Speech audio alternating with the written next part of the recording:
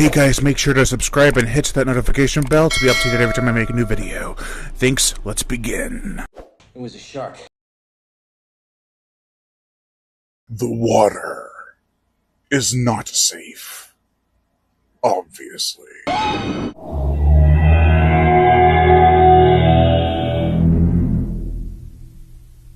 Jaws.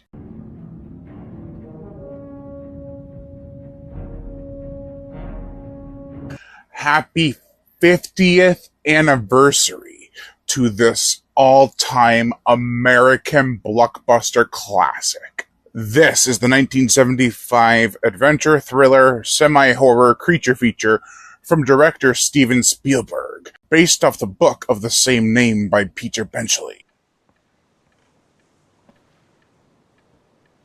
The plot: in the blackened sea, the animal attacked.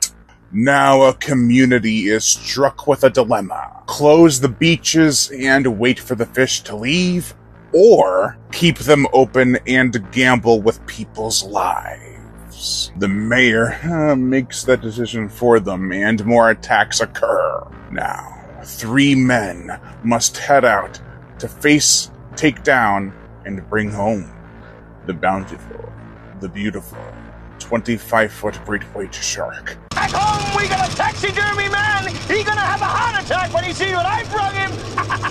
Now, getting into the review, first off, I must say, this is my favorite movie of all time. I am impressed with a multitude of things about this movie, especially about the fact that it took about a year to turn around from book to film. But I guess Universal buying the book rights before the book was even published helps with that. The story is simple. Shark attacks beaches, beaches stay open, and then more horror ensues. People have to go take down the shark. It's a simple revenge, adventure, thrilling tale. It's the 20th century Moby Dick, if you get what I'm saying. Bring it on the barrel. I'm coming around again.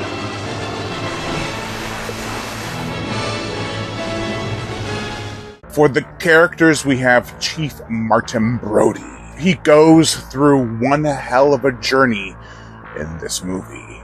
Everything from the town not listening to him, to Mrs. Kittner's child being eaten, and an attack on his own son by the shark. Shark shock, what's the difference? Is he dead? He's not. He's in shock. All of it prompts him to face his fears and to go out on the ocean to take down this mighty beast. Man against beast. He is afraid of the sea, and that weakness becomes his strength later on in the film. I love that after everything that happens, after the big climax and the resolution's happening, he's just sitting in the submerged crow's nest, totally content that he just did what he did. And I don't think he's really that afraid of the water anymore. I mean, after seeing what he saw, who could blame him for being kind of scared? He is a bit testy, but that kind of makes his character more identifiable and lovable. He, has this charm to him. Right from wrong is what he knows, kind of like my dad. Testy, but knows right from wrong. Kind of wish my dad was Chief Brody when I was a kid. The dreams. Matt Hooper, played by Richard Dreyfuss from 2010's Piranha, is a snobby rich guy, but he always backs up his attitude, intentionally or unintentionally. If I can get him close enough to this cage, I think I could get him in the mouth or That beyond. shark will rip that cage to pieces. You got any better suggestions? He is the one who brings a cage on the boat to hunt and to take down the big fish. And he doesn't chicken out. He's not like, well, I brought this cage along, but I'm not going in there. One of you guys can go in there. I'm kind of freaked out. This shark ain't acting normal. You ever have one do this before? I don't know. Undoubtedly, though, he is determined. Even when Quint treats him like his title means nothing when it comes to fishing. He proves himself when correctly tying a sheep shank, much to Quint's dismay. Although he's not going to show it. He'll just toss the damn thing aside like, yeah, that's nice, and then let me see your hands, city boy. Give me your hands. Also, their scar comparing scene is notable for them trying to one each other up. It's also notable that they went through stuff in life, and this is what came out of it. What they experienced in sea life. I also love the part where Brody looks down at his stomach and is like, I got my appendix taken out. And it's not done like a movie would have done it today, where like, I got my appendix taken out one time, guys, it was hilarious. Right? No, he just looks, doesn't say a word because he knows it'd be embarrassing. Compared to the other scars on the boat. Quint, played by Robert Shaw from The Deep, which was also based off a book by Peter Benchley, is the man who survived the Indianapolis. He served in World War II, went down with that boat, and experienced the horrors. I'll never put on a life jacket again.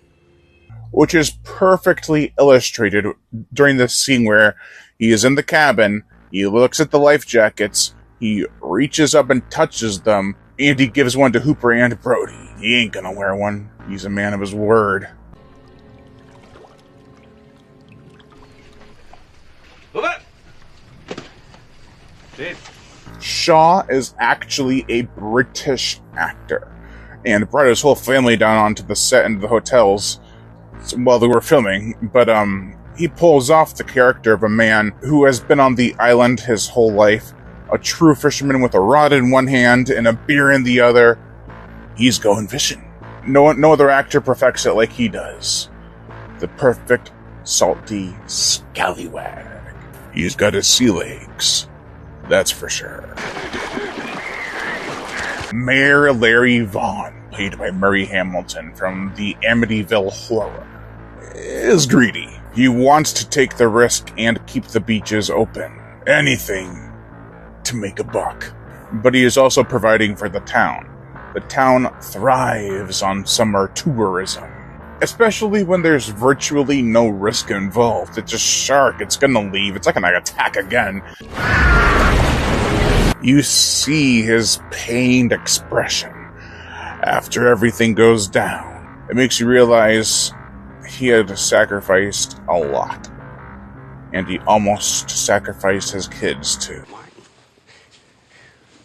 My kids were on that beach too. Ellen Brody, played by Lorraine Gary, is the wife of Martin Brody and the mother of their 2 children. She is supportive and loving.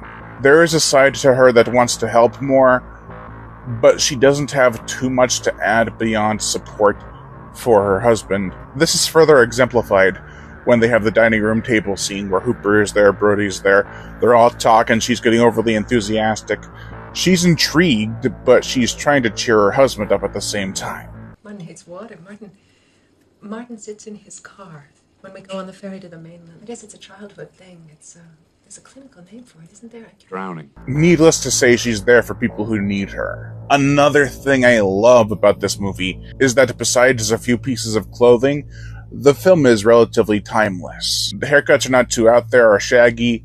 They're 70s, but they're not terribly 70s. They're not like a fashion show. It's like Alien, with a little bit more color. Even the effects work. I'll get into those in a bit, but let's just say the film doesn't feel dated at all, not even 50 years later. This is also the ultimate island community movie. Amity is a fully realized town, with citizens, selectmen, officials, lawmen.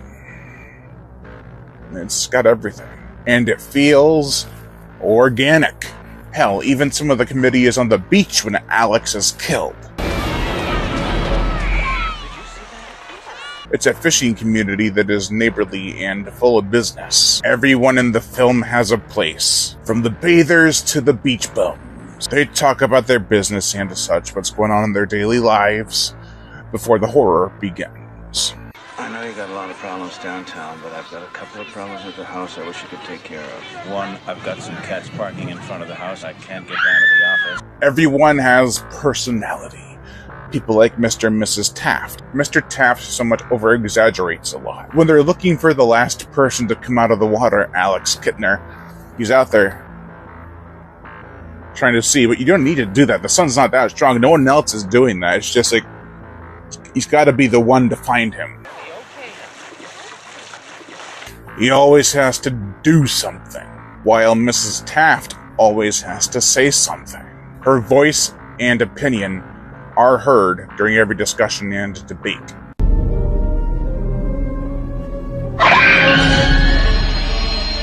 Are you going to close the beaches? It makes it feel like nothing was planned and it was all natural. It's not a movie, it's an event. Also, there's a lot of fishing going on, people on boats.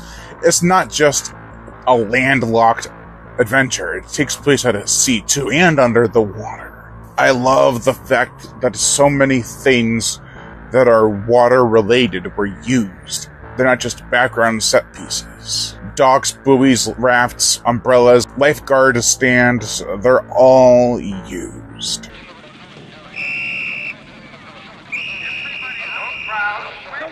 No whistles! It's also like that on Quint's boat. You get to know every little nook and cranny on that thing. Besides, the engine room. I mean, they go down there, but you don't really see it. It's not even really a room, it's just the hull of the boat where the engine is. From the cabin to the crow's nest, the aptly named Orca is a fine watercraft. You burned out the bearings! Alright, stop the boat! Stop the boat! Stop it! They spend the whole second half of the film on that boat, so you better get to know it. Some shots of land on the horizon are seen when they get closer to shore, but they never fully get back to the shore until the end credits roll. Speaking of the end credits, for those of you who have not seen the film, spoilers, Brody and Hooper can be seen coming ashore, off in the distance, during the end credits, so they did make it back in one piece. Brody is visibly and mentally afraid of the water. He goes into a bit of detail, but not fully. But it's clear as day, especially when Alex Kinner is eaten, and everyone is running into the water to get their children, except him. He's telling people to hurry up and get out, but he is so afraid of the water that he can't go in to save his son. It speaks volumes later on when his son is in shock and he stares out at that sea like, I'm coming for you. Not only the ocean, but the shark. It makes it all the more rewarding that he didn't go in the water at first, because when he does eventually go in it, it brings you joy. It's a joyful experience.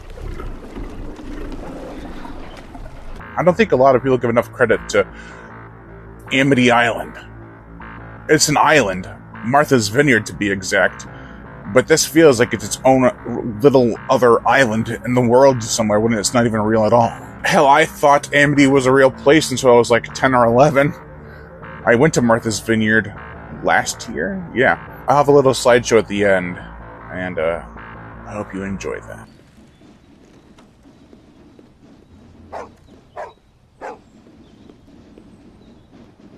Speaking of age, I was 3 when my grandfather showed me this movie.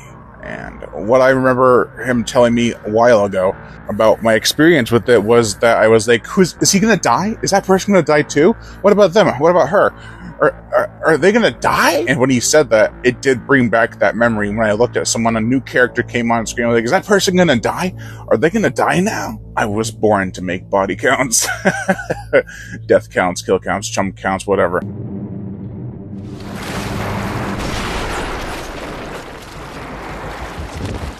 Oddly enough, my grandparents' house when I was a kid reminded me of the Brody house in Jaws.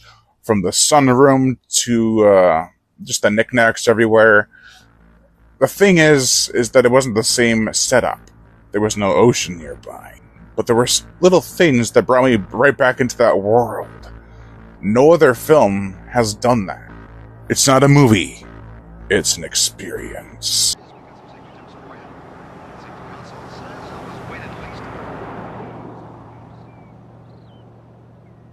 It makes you feel involved every time you watch it. One scene that always stuck with me was when Sean Brody mimics his father's expressions. They're sitting there in the dining room, this beautiful piece of music playing. It's sweet. Also, on Sean Brody for a minute, that scene with him crying after Mike goes into shock was actually supposed to be inserted after Alex Kittner is eaten. It fits better where it is, but continuity-wise, I can see how it was changed. Even then, the music's deep and foreboding. We'll also get into that in a bit. This is gonna be a long-ass review. Happy 50th, Jaws. For now, let's focus on another aspect of the film. The cinematography is downright gorgeous. The coloration, warm and welcoming above the water, below, dark and eerie. Something foreboding out there, swimming around.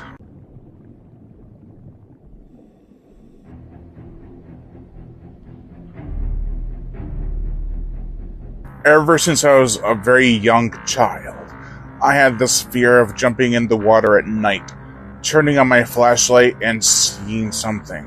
A shark. Opening its jaws, consuming me whole, me still being alive in the jaws, getting swallowed whole. Shit's terrifying. Thalassophobia is a real phobia that I have.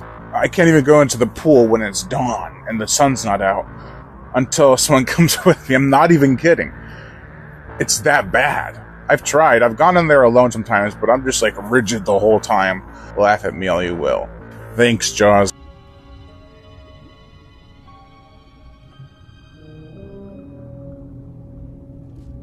Another angle that is very terrifying is the idea of what the shark is doing below the ocean to its victim. We don't really see much munching going on, but it's implied. Going down the gullet of this massive beast is a terrifying experience.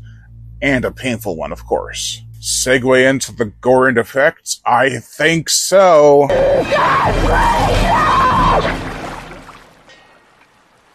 For the gore, the effects, we get gushing red water, a severed leg, a severed head.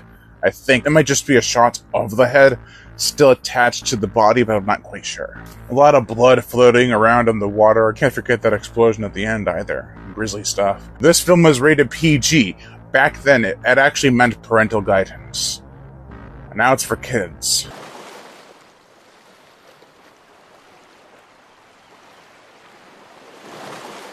Bruce the Shark, named after Spielberg's lawyer, is unrealistic, but the way he is used is effective. When we see him, it's not full-body shots usually. Therefore, we see parts, sections, and each part is disturbing. It doesn't look right, therefore it is unnaturally creepy. I don't like about half the stock footage of sharks they used in this film because they don't match up to the actual animatronic shark they have in the film. There are some shots where it pulls off, like where you can see its tail swimming away from behind or the shark trapped in the cage. Those shots work. Seeing it swim under the cage, like, what are you doing? Well, that shouldn't be there. You don't look anything like your fake counterpart. Thankfully, it's used in mostly darkly lit shots, so it works for most of the film. The mechanical shark was notoriously hard to work with. However, something that's not always mentioned is that if the effects were not rushed, it would have worked a lot better. The studio didn't want them to spend all that time working on the shark. They wanted to get those cameras rolling. So they're to blame, mostly. However, I have also heard that Spielberg was just being a hothead on that part. And we will be open for business. But a blessing that was actually on the island was the editor of the film. I think her name was Verna. She was there to make sure shots matched and everything worked. It was really good to have her on the island. She was not only a good editor, but she was in the right place at the right time. For the motion picture soundtrack, the one thing I forgot to bring over, I do have the full Entrada CD. Both of them. I think there's 2 releases, the extended version and the original version. You all know me. Anyway, I have them. They are stellar pieces of work by John Williams. You want a film that has music that implements pretty much all the genres into one score. Look no further than the Jaws score. We have scary, thrilling, adventurous, action-packed, comedic, and even horror elements added in there for the score in the film.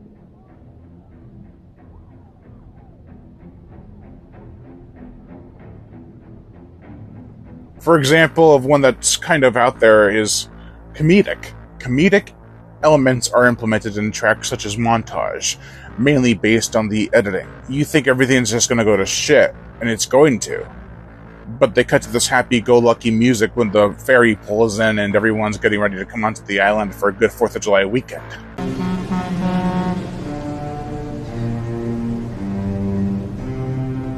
My favorite tracks, besides all of them, have to be main title, First Victim, Father and a Son, Ben Gardner's Boat, Out to Sea, Man Against Beast, Quint's Tale, end titles. The end titles always bring me tears of joy. I'm so happy I just got through Jaws again. It's a great score that hits all the right notes, figuratively and literally. The journey is over.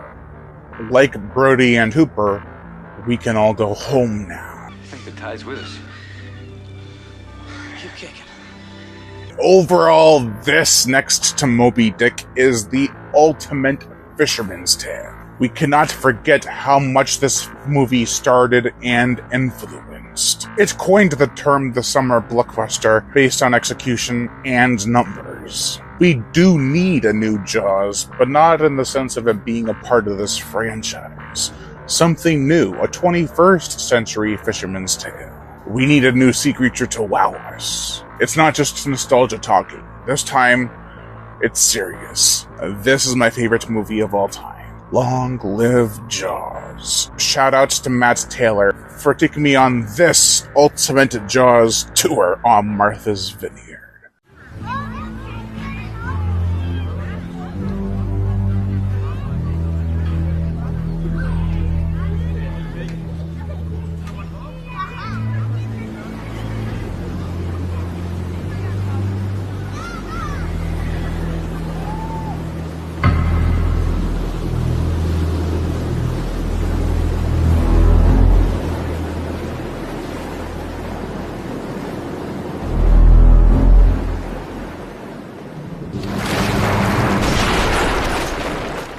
I've been your host, Brian Gatto. Make sure to like, comment on, as well as share this video. Like my Facebook fan page and support me on Patreon. Also hit that notification bell to be notified every time I make a new video. And as always, subscribe. 44 minutes? Fuck!